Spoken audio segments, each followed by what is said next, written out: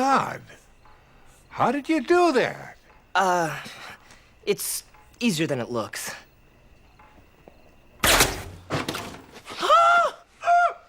No, I don't think so. Why don't you tell me what's going on?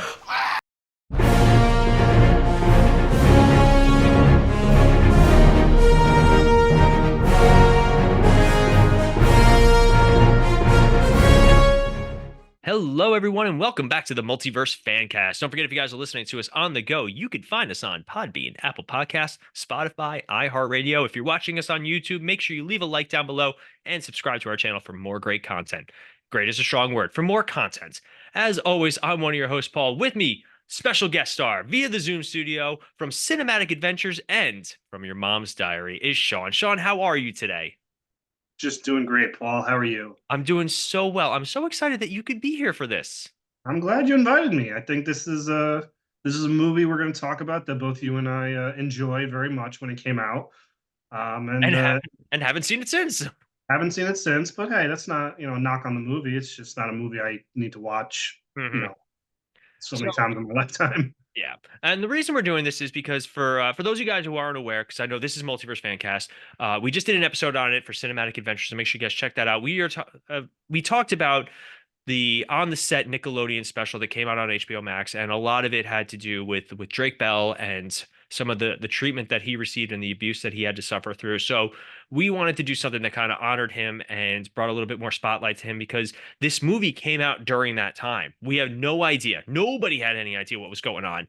And the fact that he was still continuing his career during all this and he started a feature-length film says Mhm. a lot about what's going on. And this was a weird time for the movie genre. So let's rewind. Sean, are you ready to go back in time a little bit? I'm down. We're gonna do better than the Flash did, obviously. So we are going back to 2008. Sweet. Eight. This is right after Drake and Josh ended. Mhm. This is So, like pretty much his first attempt at a starring role in a major motion picture. and as per most childhood actors who find a lot of success in Nickelodeon, Disney, television, whatever it is, they want to redefine themselves. And obviously, Drake Bell at the time, he's probably what, almost 20-ish, around that age. Yeah, he's older than us, so he was probably like 22, 23. Yeah. So he obviously wanted to move on from doing the campy sort of Drake and Josh humor, but also still stay in his wheelhouse because the dude has great comedic timing. Like he did really well in Drake and Josh. The more you watch it, the more funny it actually is. Mhm. And I always think of the scene where they're building the treehouse and they accidentally lock themselves inside it. I don't know if you remember that, but yes, they actually locked themselves inside the treehouse. So 2008 was here's the issue we have with the early 2000s. The early 2000s saw a huge boom in the parody film industry. This was Thank you to Scary Movie. a Scary Movie is what started it. Scary Movie, in fact, to the point where the poster is the same as Scary Movie, almost exactly, just with the different Mhm. characters. And it did involve a couple of the writers from it, but this is also after Scary Movie 1, after Scary Movie 2, which were R-rated comedies. There is no PG-13 version of either of the Scary movies. I don't think I've ever actually seen them on network television or cable television. Mm, maybe when they first came out, but yeah, you're right. Those movies are not funny at all if they got to go through network television, probably. No, no. But I know the third one, when they started the PG-13 trend of the scary movies, the third one I would see on FX every once in a while, the fourth and the fifth also. And Yeah. weird side note, and I know we definitely did parody movies on Cinematic Adventures, but we do enjoy a good parody movie. We love like your Robin Hood Men in Tights, your Spaceballs, stuff like that. And Sean and I both really like the first two scary movies. The third one's okay. And Mhm. then the fourth one, it just starts to go super downhill super Yeah. quick. And Mainly because it's just the humor just went to a totally different, standard. I mean, we knew that walking in. We knew that the Wayans brothers were no longer involved, so it was going to be a totally different humor, and it really went more towards the airplane, Naked Gun. hot shots, Naked Gun humor, which is, I mean, it's not kid friendly, but it's not over the top like the Wayans brothers was. Mhm. But then you also had and this movie I like because it actually involves David Zucker, who is part of that team that gave us Airplane, gave us The Naked Gun, gave us Hot Shots. Um, but like we had that string of really bad parody movies like Date Movie, Epic Movie, Meet the Meet the Spartans. Spartans, The Comebacks. I know you like The Comebacks, It's but so bad. It's such a terrible movie. I mean, I've never saw Date Movie, but I remember we went to go see Epic Movie, and it was painful to watch. It really I think we was. also went to go see Meet the Spartans in theaters.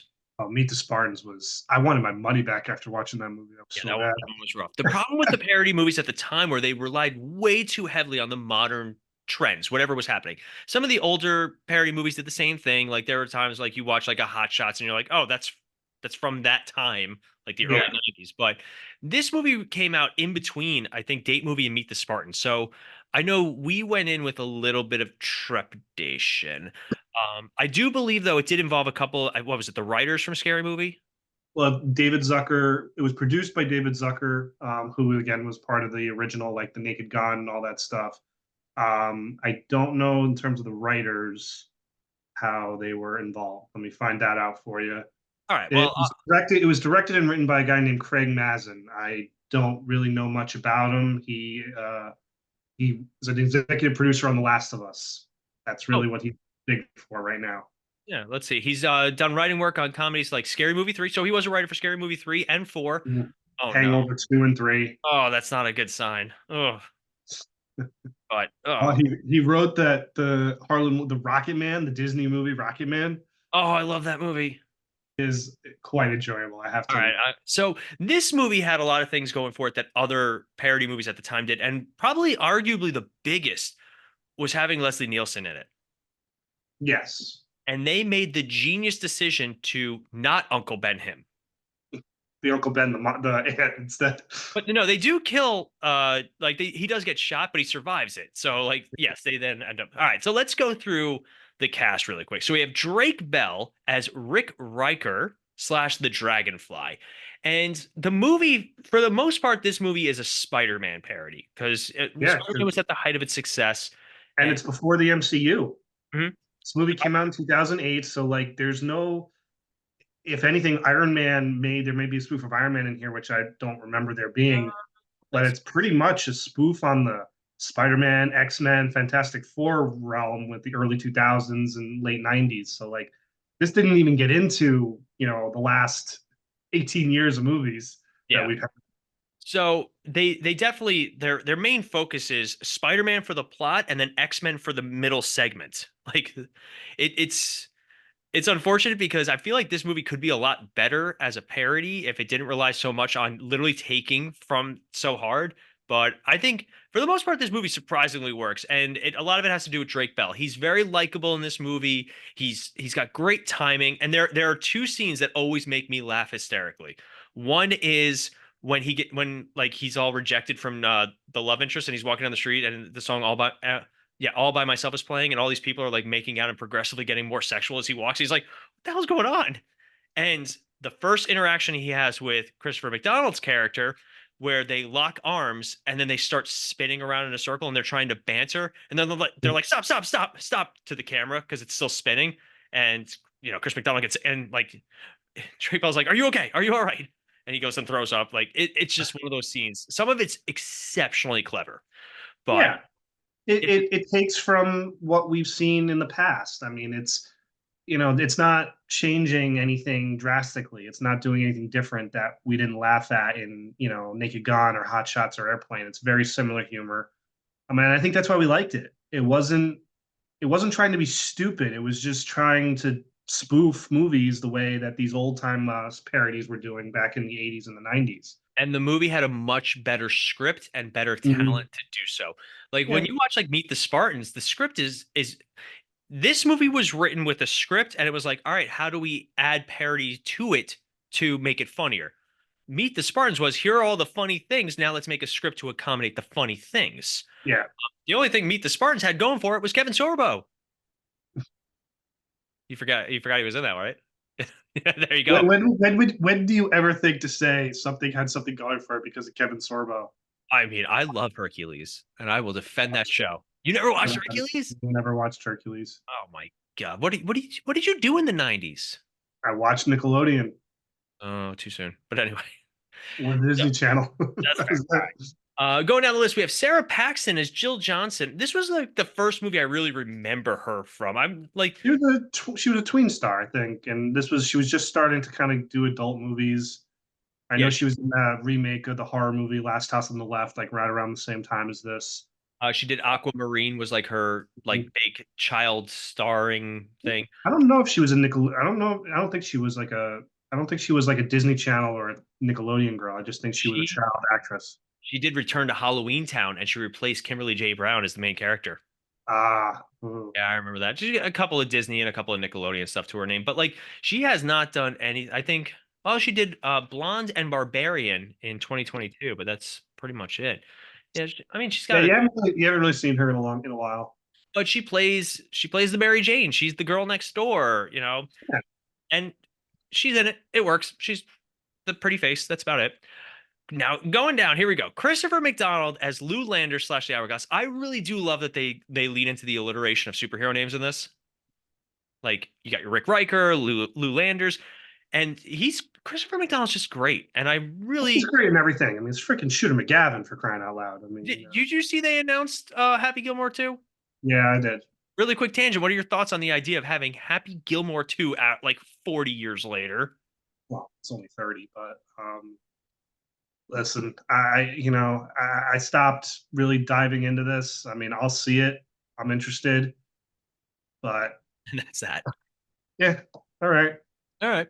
But I love Christopher McDonald, and him and Drake Bell have great chemistry in this. The scene where they parody the Thanksgiving dinner, and it's like, oh, I got clipped by a bike messenger. Oh, I met a girl on Craigslist. Oh, I met a guy on Craigslist. And it just gets, it's really good. Like I that. did. I forgot about that. That was pretty funny. Again, this movie has a lot of really funny scenes. Some scenes are rough. Like some scenes are just get out of here. But other times they work.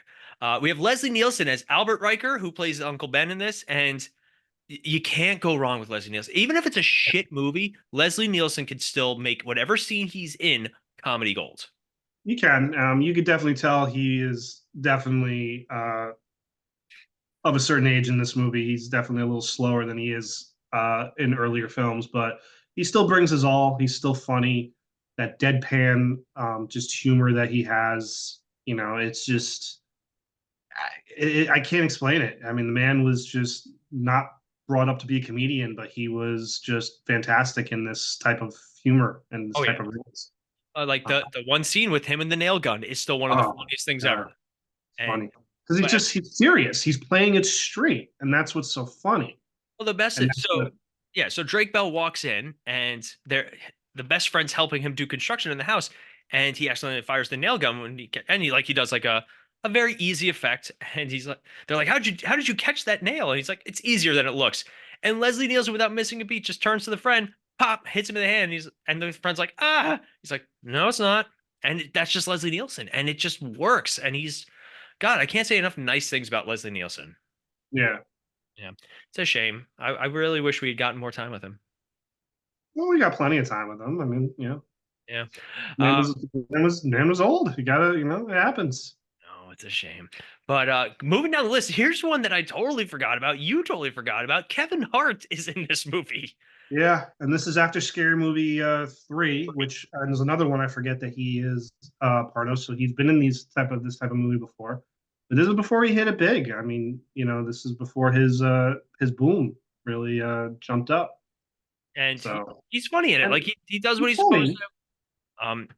He looks rewatching this movie or like watching clips from it. Kevin Hart was probably like what 30 when this movie came out. That's a great question. I know. Let's pretend. So he's Yeah, he was 44 20. now. He was 29 when this movie came out. He looks so much older than Drake Bell, which is hilarious. And for the record, Drake Bell's only 1 year older than us. Yeah. So Drake So, Bell was like 22, 23 when this movie came out. oh, that just dated us a little bit. I don't like it. Oh, I need to lay down. But he's in it, and he's funny, and that he does what he's supposed to do. He's the best friend. He's the confidant. I do like the scene where he walks in and he's like in the costume for the first time, and he's got the face cover. He's like, "Hey, how do you breathe in it? And how do you see?" And he's like freaking out in the background because he can't breathe or see. But moving down, we got Marion Ross as Lucille Riker, who they Uncle Ben in this. It's That scene in the at the funeral. oh god, That's Leslie Nielsen comedy gold. I love oh it. god, he's so good. Like your wife's over there. It's like, oh, can I have a few more minutes over here? He's got the oh god, I forgot about that. Oh no, I really hope I can find clips to edit in for the YouTube video. So if I'm people, sure you can. There's probably on YouTube, if anything. well, it's tough to type in a search engine superhero movie and find clips from just this superhero movie. Oh, I got We'll you. see what happens. Ryan Hansen is Lance Landers, who they kind of combine Flash Thompson and Harry Osborn into this, like from Spider-Man, where he's like the bully and he's dating Jill Johnson, but he's also like they kind of make him sort of, the Harry Osborn type. This is a sentence I never thought I'd say. Robert Joy is Stephen Hawking, who's in the movie for not gonna lie, I think when we first saw it, we actually thought it was Stephen Hawking for a quick minute, but yeah, that's with oh my god, you know what I just realized? Stephen Hawking in this after hearing all the Epstein stuff. Holy crap, they knew.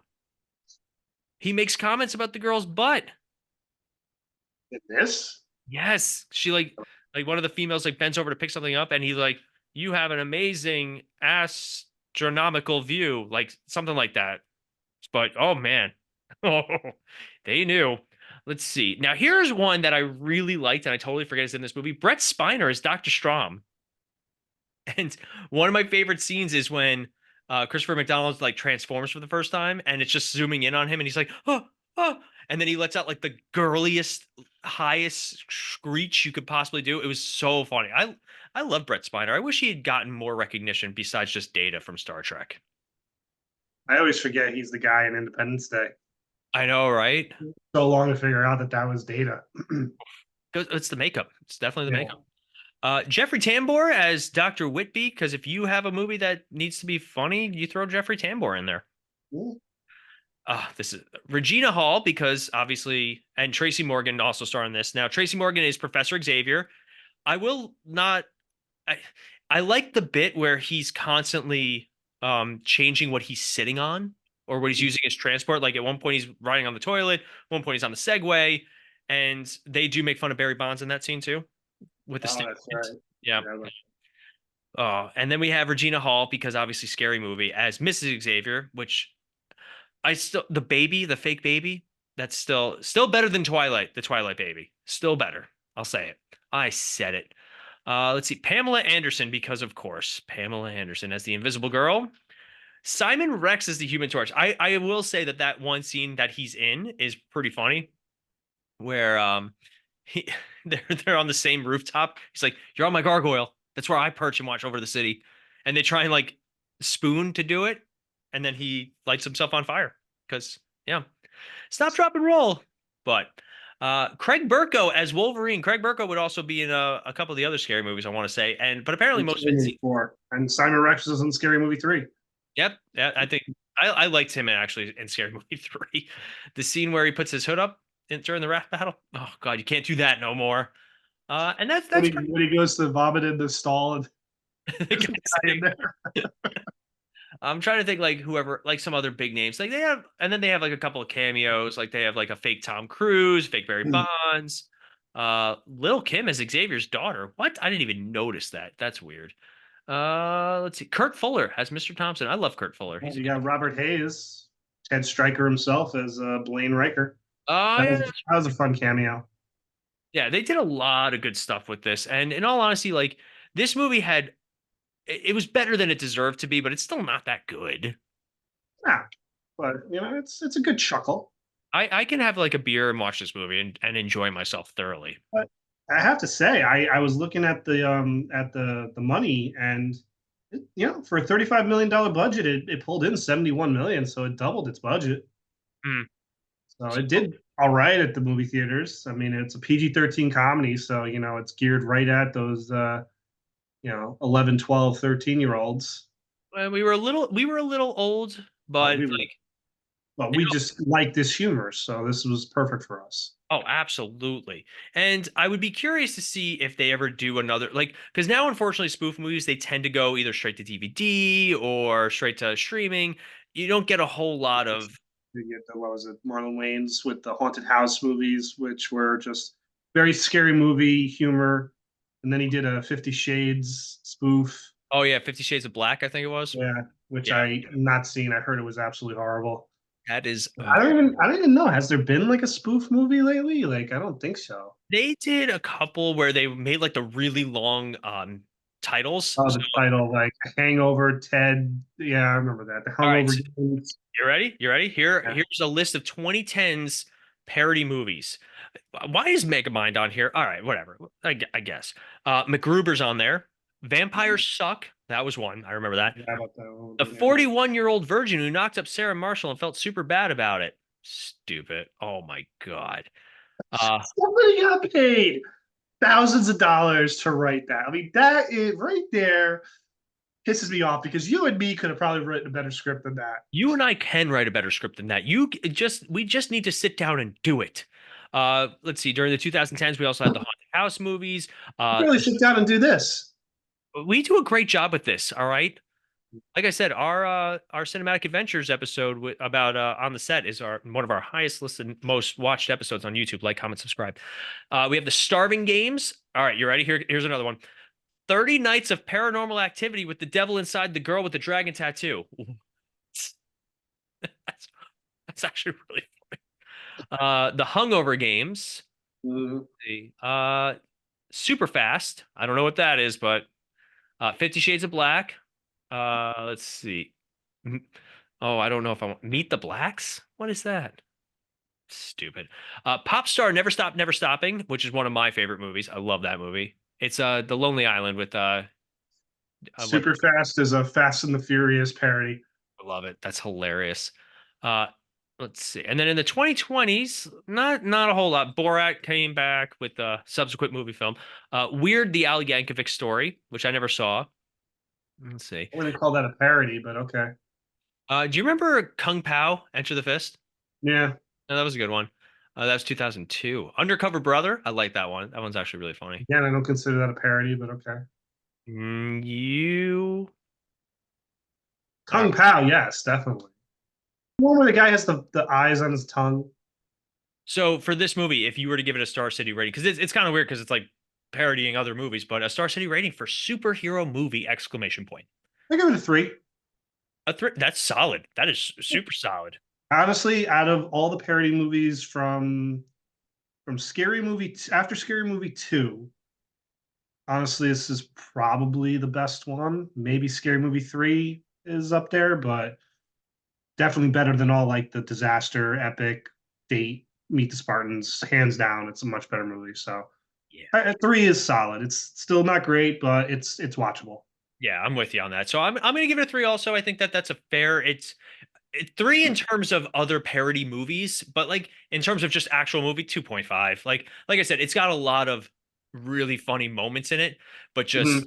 it really relies so much on the source material that it's parodying, and it makes me kind of want to watch the other movie more. So in terms of like the parody movie aspect, it's definitely a 3. It's way better than like your Meet the Spartans, Date movie, stuff like that, Epic movie, and just unfortunately, I would love to see it now if they were to redo it and kind of see how they would do it now. Because now, like you could do a parody movie like Mystery Men is technically a parody movie of the superhero Yeah. genre, or The Boys is a parody of the superhero genre.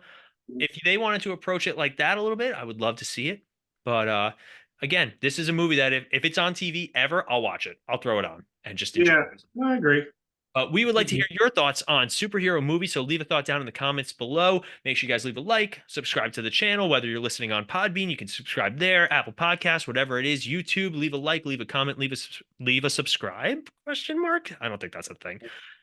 I'm doing my best here. But so we do have a little less content because one of us is going away on vacation, so a little less content coming up, but we'll be back in what, 2 weeks, I think? 2 weeks sounds good. Sounds about right. Sounds about right. So we are going to wrap it up there. If you guys want more content from Sean, make sure you guys check us out on Cinematic Adventures. We cover movies, TV, different events. We did, like we said, we did on the set, the Nickelodeon behind the scenes stuff.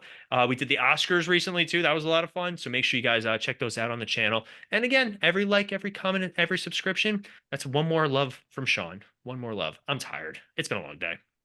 But It has.